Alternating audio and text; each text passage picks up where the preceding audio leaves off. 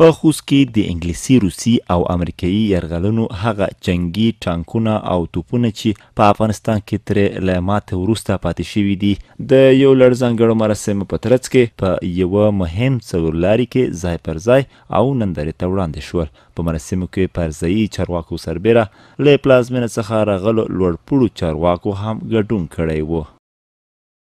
نو خپلو خلکو سره خو باید په زړه کې هم بده خبره ونه لرو.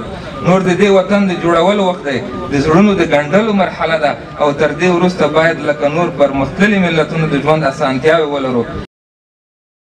د ویناوالو په خبره ټوله نړۍ ته دا په ثبوت رسېدلي چې په افغانستان کې یرغل پر ځان یرغل دی او هیڅ مثبته پایله به ترلاسه نه کړي. د دوی په خبره دا به تر ټولو غوره وي چې پر یاد هیواد د یرغل پر ځای پر حسنه او نیکو اړیکو غور وشي. زه د یو وخت په جهاد کې یم، خپل حقاني صاحب الله پاک پروردګار دی دای غر که رحمت وګرځوي. په لویه پکتیا کې داسې شاعر منځته نشو چې تنظیمي جنګونه وشو.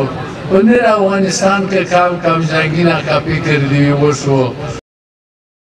له مراسمو وروسته د مینار په داخل کې د انګلیسي، روسي او امریکایي یرغلونو څخه پاتې ټانکونه او توپونه د پټۍ په پرې کولو سره ځای پر ځای شول.